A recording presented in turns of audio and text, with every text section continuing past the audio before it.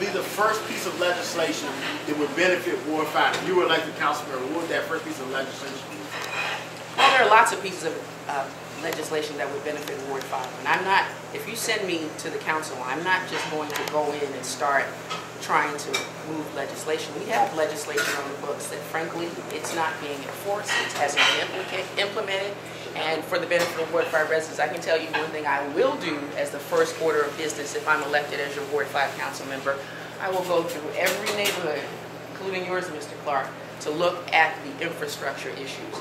According to the Clean City Administrator, Ward 5 is third with regard to unclean alleys, unattractive streets, trash.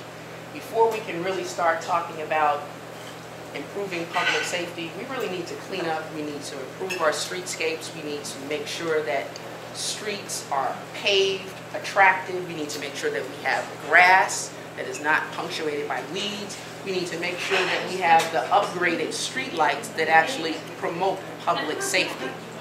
That's the first order of business. When we start to make sure that our neighborhoods look attractive, and I'm a proponent of the broken windows theory because it works. When you clean up the ward, you can also address public safety. You can improve your public safety. When you improve your public safety, you can improve the climate for attracting businesses. You can make sure, you can't make a credible argument to any retailer.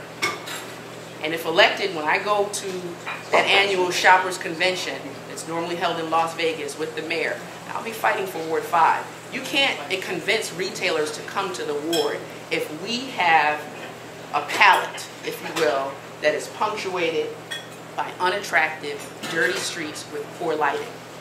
So that's the first order of business. We can look at the legislation, and then I can always introduce legislation. And in fact, I'm the only candidate that has the opportunity. I've had a piece of legislation passed, and I'm not even on the council. Bill 16-0335, which is the protection of government employees, advisory neighborhood commissioners, public officials, and all district government employees. I don't know if people remember back in the 70s, Marion Barry was shot in the council building, in the Wilson building. But no one ever thought to make that a specific crime to attack a council member. Actually, he was mayor at the time. I wasn't here in '78, but anyway, he was on the council. And that was an oversight. But because of my advocacy and my continue to actually promote public safety issues, that bill started out as a protection of advisory neighborhood commissioners. We had a debate. It was actually became part of the Omnibus Public Safety Act, and now it's on the books.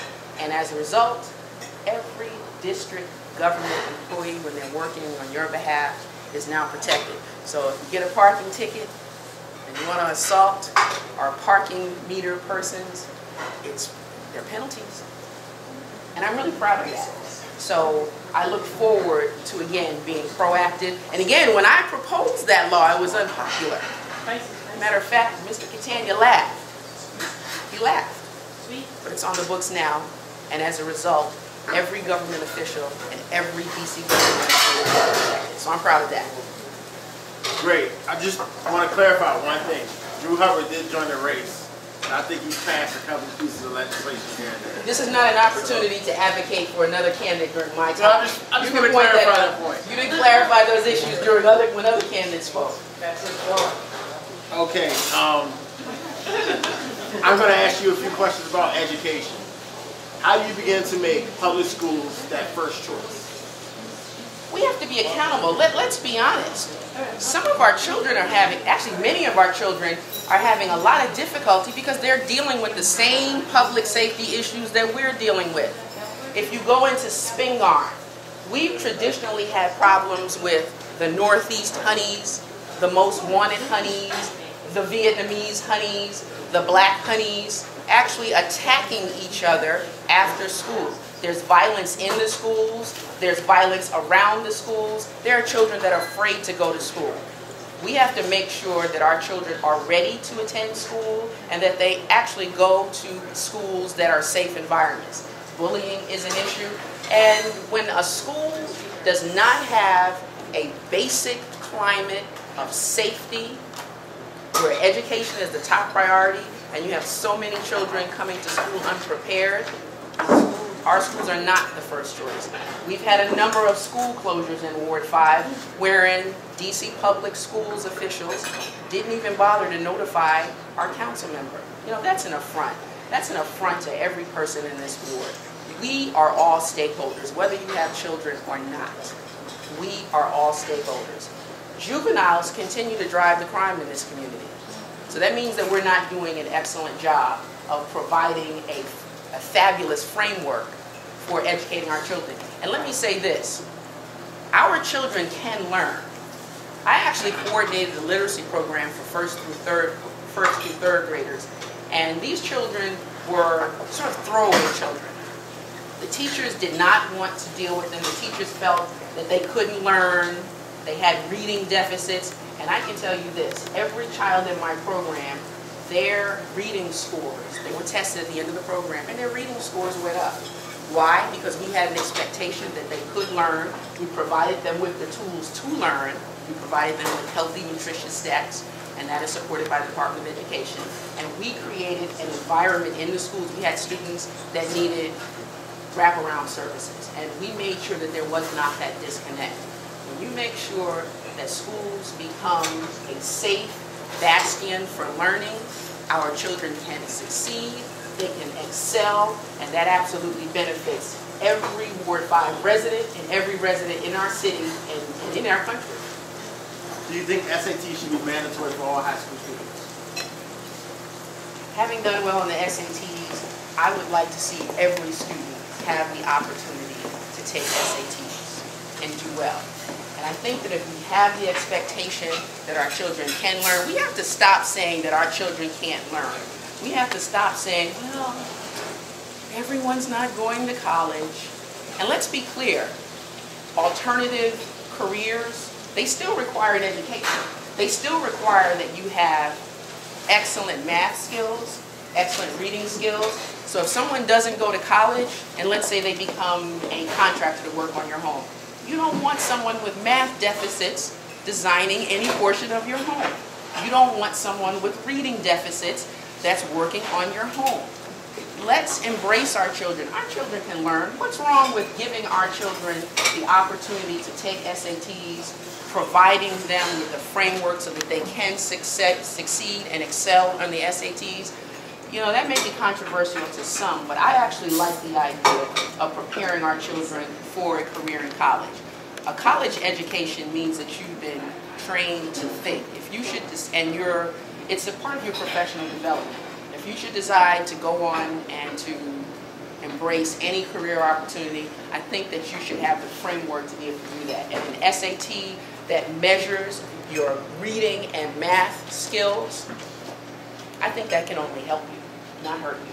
So I support our children being ready for the SATs, passing those SATs, and then being forwarded through the college process. Do you support term limits, and do you plan on having an outside job if you become a council member? I voted for term limits like many of you, like many of the citizens in our city, and unfortunately the council colleagues saw fit to overturn that. I believe in listening to citizens. I don't believe that any public official should serve indefinitely. I am a realtor. I have a real estate license. I like providing people with homes. But if elected, I'm going to be a full-time council member, and I'll put my license in safekeeping because I believe that, first of all, the needs for Ward 5 are great. And I don't think that we can catch up to the quality of life that other wards have if you have a council member that is only working part-time or that treats this important job like a part-time endeavor. So if elected, I will be there full-time. I'll be there as many hours as I need to be to address your concerns and to really start to level the playing field, because Ward 5 has not received the respect or the resources that are on par with the other wards, and that's just reality. Community policing. What is your definition of community policing? Do you think MPD does a good job of community policing in Ward 5? Well, I'm never satisfied. Unfortunately, I've seen the listservs Our community used to be the poster child for every violent act that has ever been created. If you talk about homicides, open-air drug market, drug running, every crime that has ever been committed has been committed in my community, and it was a bastion for lawlessness. And there are people that told me, you can't do anything with that, leave it alone. I don't believe that. I believe that we need to hold the police accountable. They need to not make excuses, but they need to work effectively to come up with a plan to improve the safety of our community. But we can't stop there. Once the police raise the bar, and they have, it is up to each and every one of us to partner effectively with them. Now, what does that mean? That means if you see something, say something. We have this. We live we're in the new millennium. This is the age of iPhones and instant accessibility. You should be able to text what you see, take a picture, take a video, call 911. If you have to block your number by dialing *67, we should be doing that.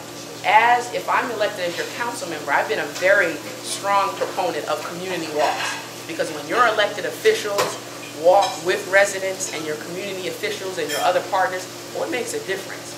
It makes a very positive difference, and it sends a strong message to every person that wants to come into your community and to use it to commit crimes. That's going to stop. And if I'm elected as your council member, I commit to walking with our partners, our citizens, each and every one of you, and with our partners to make sure that we understand. That's what community policing is. You want to have relationships with our police officers, with our law enforcement partners, and with citizens. Community policing is knowing who the PSA, who the officers are in your patrol service area. I've gone to other PSA meetings, and frankly, there have been times when I was the only one there along with the lieutenant.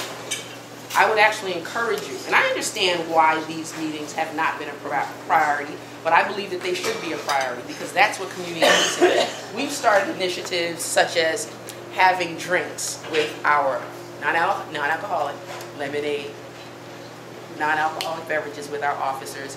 You get together on the street like National Night Out. We celebrated last year's National Night Out by gathering citizens on a street corner, drinking lemonade, sparkling beverages, talking to the police. We had young people, we had old people, we had elected officials, and we were talking. That's an example of community policing. When the police can come and knock on your door, Mr. Boyer, and say, hey Rob, how's it going today? Can I come in? Can I get a drink of water? I've talked about, and we're actually working on having initiatives where we treat our officers to lunch.